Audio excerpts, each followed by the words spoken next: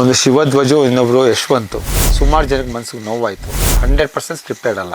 ನನ್ನ ಪ್ರಕಾರ TRP ಸಿಕ್ಕಿರೋದು ವಿನಯ್, ತನಿಷಾ, ಕೆಲವರು ಗೋಮುಖ ವ್ಯಾಘ್ರಗಳಾದರೆ ಬಿಗ್ ಬಾಸ್ ಒಳಗೆ ಹೇಳ್ಕೊಂಡ್ಬಿಟ್ಟಿದ್ದಿದ್ರೆ ಜನ ಸಿಂಪತಿ ಮೇಲೆ ಓಟ್ ಹಾಕೋರು. ಅವ್ರು ಕೇಳ್ತಾರೆ ಯಾಕೆ ಅಂತ. ನಂಗೆ ಆಗಲ್ಲ ಸರ್, ಇದೇ ಥರ ಹೊರಟ್ಬಿಡ್ತೀನಿ ನಾನು ಅಲ್ಲಿ. ಒಂದು ಡ್ರಾಮಾದಲ್ಲಿ ಬದುಕ್ತಿದ್ದಾರೆ, ಇನ್ನೊಂದು ಸುಳ್ಳು ಹೇಳ್ಕೊಂಡೇ ಬದುಕ್ತಿದ್ದಾರೆ. ಅಂದರೆ ಈಗ ಬಂದಿರೋ ಪ್ರಕಾರ ವಿನಯ್ ಅಣ್ಣ ಬರಬೇಕಿತ್ತು ನಮಗೆ. ಒಟ್ಟಿನಲ್ಲಿ 3ರಲ್ಲಿ 1 ಬರಬೇಕಿತ್ತು. ಬಟ್ ಏನು ಮಾಡೋಕ್ಕಾಗಲ್ಲ, ಇದರಲ್ಲಿ ಆಟ ಆಡಿದ್ದಾರೆ.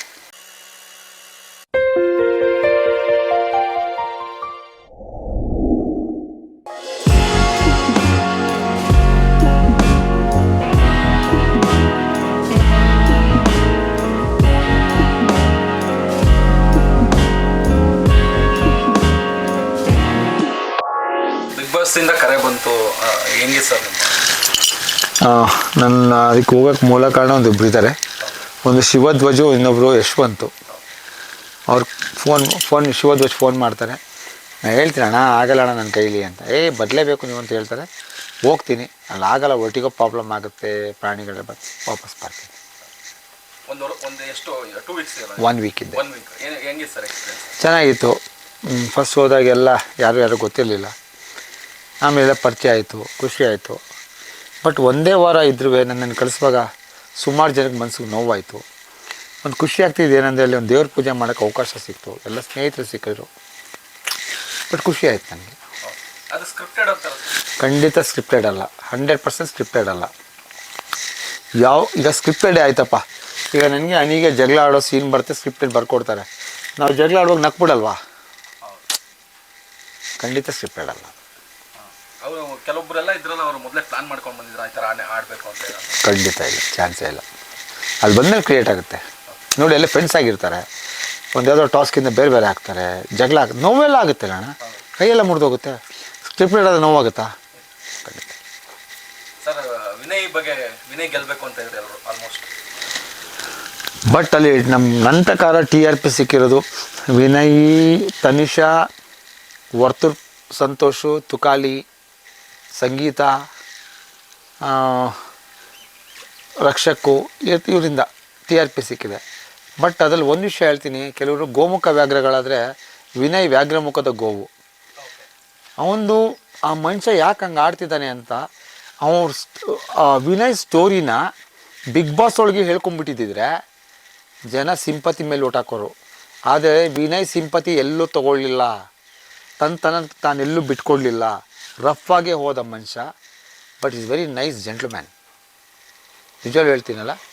ಬಟ್ ಯಾಕೆ ಆ ಥರ ಆಡ್ತಿದ್ರು ಅಂದರೆ ತನ್ನ ಅಸ್ತಿತ್ವ ಉಳಿಸ್ಕೊಳ್ಳೋಕ್ಕೆ ಮಾಡಲೇಬೇಕದು, ಅದು ಟಾಸ್ಕ್. ಅದು ಕೆಲವು ರೇಗ್ತಾರೆ. ಈಗ ನನ್ನಂತ ಅನ್ನೋದೇ ಸೈಲೆಂಟಾಗಿ ಬಂದ್ಬಿಡ್ತೀನಿ. ಅವ್ರು ಹಂಗಲ್ಲ, ಅವ್ರ ನೇಚರೇ ಬೇರೆ. ಹುಲಿ ನೇಚರೇ ಹುಲಿಗೆ, ಆನೆ ನೇಚರ್ ಆನೆಗೆ, ಅದದೇ ಆದ ನೇಚರ್ಗಳಿರುತ್ತೆ. ಅವ್ರ ನೇಚರ್ ಆ ಥರ. ಅವ್ರು ಬೆಳೆದು ಬಂದ ವಾತಾವರಣ, ನೋವು, ಅವ್ರು ಅನುಭವಿಸಿರ್ತಕ್ಕಂಥ ನೋವು ಆ ಥರ ಕಾಡಿಸುತ್ತೆ. ಬಟ್ ವಿನಯ್ ಏನನ್ನ ಅವ್ರ ಸ್ವಂತ ಅವ್ರ ಒರಿಜಿನಲ್ ಸ್ಟೋರಿನ ಏನನ್ನ ಬೇರೆಯವ್ರು ಹೇಳ್ಕೊಂಡ್ರಲ್ಲ ಆ ಥರ ಒಳಗಡೆ ಹೇಳ್ಕೊಂಡ್ಬಿಟ್ಟಿದ್ದಿದ್ರೆ ವಿನಯ್ಗೆ ವೋಟಿಂಗು ಜಾಸ್ತಿ ಬರೋದು, ವಿನಯೇ ವಿನ್ನರ್ ಆಗೋರು. ಆದರೂ ಕಾರ್ತಿಕ್ ವಿನ್ನರ್ ಅದೇನು ನಮಗೇನು ಬೇಜಾರಿಲ್ಲ. ಡ್ರೋನ್ ಪ್ರತಾಪ್ ಸೆಕೆಂಡ್ ಬಂದ, ಸಂಗೀತ ಥರ್ಡ್ ಬಂದರು. ಬಟ್ ಅದರಲ್ಲಿ ಇನ್ನೂ ಕೆಲವರು ಇವರು ತನಿಷಾ ಅವರು ಒಳ್ಳೆ ಆಟಗಳು ಆಡಿದ್ದಾರೆ. ವರ್ತೂರು ಸೈಲೆಂಟ್ ಆಗಿದ್ದರು, ಆದರೂ ತುಕಾಲಿ ಎಲ್ಲರೂ ನಗಿಸ್ತಿದ್ದ. ಬಟ್ ಅಲ್ಲಿ ಏನಾಗುತ್ತೆ ಅಂದರೆ 17 ಜನರಲ್ಲಿ ಫಸ್ಟ್ ಪ್ರೈಸ್ ಒಬ್ಬರಿಗೆ ತಾನೆ, ಏನು ಮಾಡೋಕ್ಕೆ ಅದೃಷ್ಟ ಇರೋರು ಸಿಗುತ್ತೆ. ಬಟ್ ಇವನು ಕಾರ್ತಿಕ್ ಒಳ್ಳೆ ಎಫರ್ಟ್ ಹಾಕಿದ್ದಾನೆ.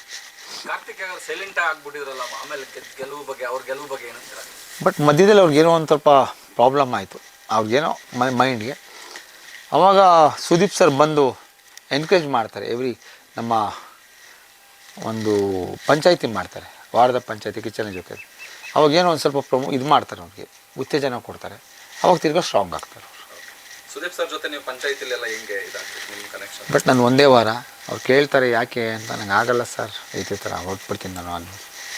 ಸರಿ ವಿಶ್ವಮ್ ಅವರೇ ಅಂತಾರೆ. But is also very nice man. Sudeep ಏನು ಒಂದು ಗೈಡೆನ್ಸ್ ಕೊಡೋದು, ನಾವು ಮಾಡೋ ತಪ್ಪನ್ನು ತಿದ್ದೋದು, ಅದೆಲ್ಲ ಮಾಡ್ತಾರೆ. Very nice man. ಫಿನಾಲೆ ಚೆನ್ನಾಗಿತ್ತು, ಖುಷಿ ಆಯಿತು. ಲಾಸ್ಟಲ್ಲಿ ಪಾರ್ಟಿ ಇಟ್ಕೊಂಡಿದ್ರು, ನಂಗೆ ಹೋಗೋಕ್ಕಾಗಲಿಲ್ಲ. ನಾನು ನೈಟೇ ಬಂದುಬಿಟ್ಟೆ 2 ದಿನನೂ ಹಾಗೆ ಮಾಡಿದೆ. ನನಗೆ ಇಲ್ಲಿ ಎಣ್ಣೆ ಪಣ್ಣೆ ಅಭ್ಯಾಸ ಇಲ್ಲ ಒಂದು, ಜೊತೆಗೆ ನೈಟ್ 2:30-3 ಗಂಟೆ ತನಕ ಇರೋಕ್ಕಾಗಲ್ಲ. ಯಾಕೆ ನಂಗೆ ನಿದ್ದೆ ಬರ್ತಾ ಇರುತ್ತೆ, 11-11:30 ಹಂಗೆ ನಿದ್ದೆ ಬಂದುಬಿಡುತ್ತೆ. ಯಾಕಂದರೆ ಟ್ಯಾಬ್ಲೆಟ್ ತೊಗೋತಿಲ್ಲ ನಾನು. ಸೊ ಹಂಗೆ ಒಟ್ಟಿಗೋ ಪ್ರಾಬ್ಲಮ್, ಟ್ಯಾಬ್ಲೆಟ್ ತೊಗೊಂಡ್ಮೇಲೆ ಮಸ್ಟ್ ಆ್ಯಂಡ್ ಶುಡ್ ನಾನು ನಿದ್ದೆ ಮಾಡಲೇಬೇಕು. ಸೊ ಅಲ್ಲಿ ಎಚ್ಚರ ಆಗ್ಬಿಟ್ರೆ ಮಾನ್ಯನ ತೊಂದರೆ ಆಗಿಬಿಡುತ್ತೆ.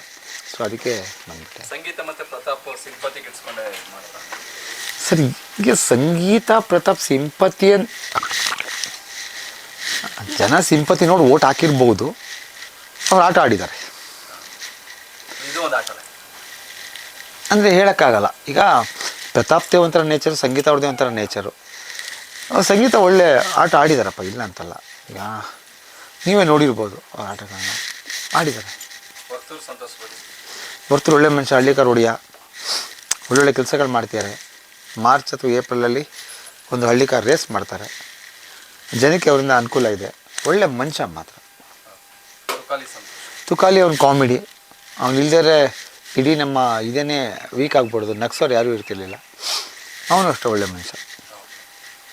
ಇದು ರಕ್ಷಕ್ ಸುಮ್ಮನೆ ಇಂಟರ್ವ್ಯೂಗಳಲ್ಲಿ ಏನೇನೋ ಮಾತಾಡ್ತಾರೆ, ಅದ್ರ ಬಗ್ಗೆ ಅದೇನು ಹೇಳೋಕ್ಕಾಗಲ್ಲ. ರಕ್ಷಕಿನ್ನು ಅವ್ನಿಗೇನೋ ಅವ್ನ ಮನ್ಸಿಗೆ ಏನು ಬಂತು ಅಂತ ಗೊತ್ತಿಲ್ಲ. ಒಳ್ಳೆ ಹುಡುಗ ಅವನು. ಏನಂದರೆ ಕೆಲವ್ರು ಏನಾಗುತ್ತೆ ಗೊತ್ತಾ, ಹಾರ್ಟ್ಲಿ ಒಳ್ಳೆಯವ್ರು ಇರ್ತಾರೆ, ಬಾಯಿ ಸರಿಗಿರಲ್ಲ. ಕೆಲವು ಮೇಲ್ಗಡೆ ಬೆಣ್ಣೆ ಮಾತಾಡ್ತಾರೆ, ಹಾರ್ಟ್ ಚೆನ್ನಾಗಿರಲ್ಲ. ಅವನೇನೋ ಮಾತಾಡಿದಾನೆ, ಯಾಕೆ ಪ್ರವೋಕ್ ಆಗಿ ಮಾತಾಡ್ದಂತ ಗೊತ್ತಿಲ್ಲ. ಬಟ್ ಒಳ್ಳೆ ಹುಡುಗಾರ ರಕ್ಷಕ್. ಮೈಕಲ್ ಸೂಪರ್ ಮ್ಯಾನ್, ಯಾತಕ್ಕೂ ಟೆನ್ಷನ್ ತಗೋತಿಲ್ಲ. ಆದ್ರಲ್ಲೂ ನೋಡಿ ಲಾಸ್ಟಲ್ಲಿ ಸ್ವಲ್ಪ ಅಳ್ತಾನೆ ಅವನು, ಲಾಸ್ಟಲ್ಲಿ ಅಳ್ತಾನೆ. ಅದೇ ಹೇಳಿದ್ದು, ಅವನಲ್ಲೂ ಎಲ್ಲೋ ಒಂದು ಕಡೆ ಸಾಫ್ಟ್ ಕಾರ್ನರ್ ಇದೆ. ಬಟ್ ಅವನು ತುಂಬ ಒಳ್ಳೆ ಹುಡುಗ ಮೈಕಲ್. ಪ್ರತಾಪ್ ಸುಳ್ಳು ಹೇಳ್ತಾನೆ ಅಂತಲ್ಲ ಸರ್, ಪ್ರಪಂಚದಲ್ಲಿ ಯಾರು ಸುಳ್ಳು ಹೇಳಲ್ಲ ಅವ್ರನ್ನ ತೋರಿಸಿ ಸರ್. ನನಗೆ ಅತಿ ಹೆಚ್ಚು ನಾನು ಹೇಳಿರ್ಬೋದು, ಸುಳ್ಳು ಹೇಳ್ದಿರೋ ಮನುಷ್ಯನ ತೋರಿಸಿ ಸರ್. ನೋಡಿ ಪಕ್ಕದಲ್ಲೇ ಹೇಳ್ತೀವಿ, ಮಗ ಬೆಂಗಳೂರಿದ್ದೀವಿ ಅಂತ ಫೋನಲ್ಲಿ ಹೇಳ್ತೀವಿ. ಸರ್, ಇವತ್ತು ಬದುಕಬೇಕು ಅಂದರೆ ನಾಟಕ ಆಡಲೇಬೇಕು, ಸುಳ್ಳು ಹೇಳಲೇಬೇಕು.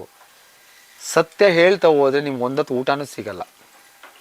ನಾನು ಹೇಳ್ತಿರೋದು 99% ಎಲ್ಲ ಬದುಕ್ತಿರದೆ ಒಂದು ಡ್ರಾಮಾದಲ್ಲಿ ಬದುಕ್ತಿದ್ದಾರೆ, ಇನ್ನೊಂದು ಸುಳ್ಳು ಹೇಳ್ಕೊಂಡೇ ಬದುಕ್ತಿದ್ದಾರೆ.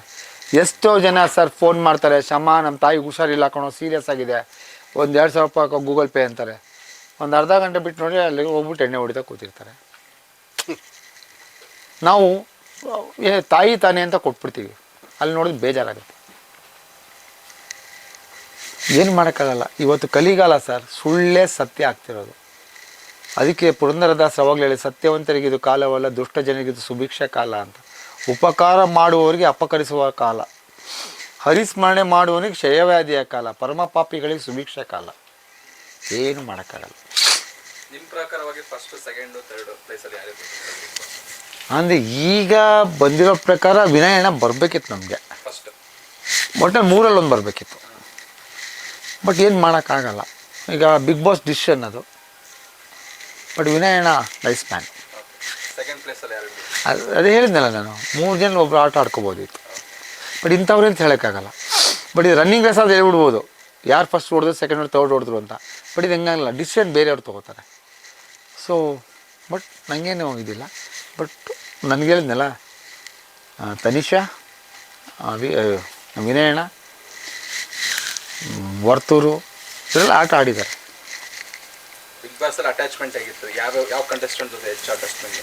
ನಾನು ಒಂದೇ ವಾರ ಇದ್ದಿದ್ದಲ್ವಾ, ಇದ್ದಿದ್ರೆ ಸ್ವಲ್ಪ ನನಗೆ ಸಾಫ್ಟ್ ಕಾರ್ನರ್ ನಮೃತ ಮತ್ತು ಸಂಗೀತ ಅವರು ಸಾಫ್ಟ್ ಕಾರ್ನರ್ ತೋರಿಸ್ತಾಯಿದ್ರು. ನಮ್ರತ ಅವ್ರ ಬಗ್ಗೆ ಏನಾದರೂ? ಒಳ್ಳೆ ಹುಡುಗಿ, ನಾನು ಚಿಕ್ಕ ಹುಡುಗಿಯಿಂದ ನೋಡಿದ್ದೀನಿ. ಅವರು ಆಟ ಆಡಿದ್ದಾರೆ. ನಮೃತ ಇಸ್ ನಾಟ್ ಎ ಇದಪ್ಪ ವೀಕ್ ಕ್ಯಾಂಡಿಡೇಟ್ ಅಲ್ಲ, ಅವರು ಇಸ್ ವೆರಿ ಸ್ಟ್ರಾಂಗ್ ಕ್ಯಾಂಡಿಡೇಟ್. ಒಳ್ಳೆ ಹುಡುಗಿ ಅದು. ಫಿನಾಲೆ ಆದಮೇಲೆ ಯಾರಾದರೂ ಫೋನ್ ಕಾಲ್ಸ್ ಕಾಂಟ್ಯಾಕ್ಟಲ್ಲಿ? ಫಿನಾಲೆ ಆದಮೇಲೆ ನಾನೇ ಒಂದು 2-3 ಜನಕ್ಕೆ ಫೋನ್ ಮಾಡಿದ್ದೆ. ಬಟ್ ಕೆಲವರು ಬ್ಯುಸಿ ಇದ್ದಾರೆ, ಇಂಟರ್ವ್ಯೂ ಇರ್ತಾರಲ್ಲ, ಕೆಲವರು ಬ್ಯುಸಿ ಇರ್ತಾರೆ. ಫ್ರೀ ಆದಾಗ ಅವ್ರಿಗೆ ಫೋನ್ ಮಾಡ್ತಾರೆ. ಏನಾದರೂ ಟಿ ವಿ ಚಾನಲ್ಗಳಲ್ಲಿ ಯಾವ್ದಾದ್ರು ಮತ್ತೆ ರಿಯಾಲಿಟಿ ಶೋ, ಸೀರಿಯಲ್ಸ್ ಆ ಥರ ಏನಾದರೂ? ನನಗೊಂದು ಸಿನಿಮಾ ಆಫರ್ ಬಂದಿದೆ. ಅದರಲ್ಲಿ ಒಂದು ಹೀರೋಯಿನ್ ತಂದೆ ಪಾತ್ರ. ಮೋಸ್ಟ್ಲಿ ನೆಕ್ಸ್ಟ್ ಮಂತ್ ಇರಬೇಕು ಅದು. ಇದು ಶೂಟಿಂಗು ಮೈಸೂರಲ್ಲೇ. ಮೈಸೂರಲ್ಲೇ ಆದರೆ ಮಾತ್ರ ಒಪ್ಕೋತೀನಿ. ಮೈಸೂರು ಸುತ್ತಮುತ್ತ ಆದರೆ ಬೆಂಗಳೂರಿಗೆ ಹೋಗಿ ಬರೋದು ಅಂದರೆ ಸ್ವಲ್ಪ ಕಷ್ಟನೇ. Thank you sir.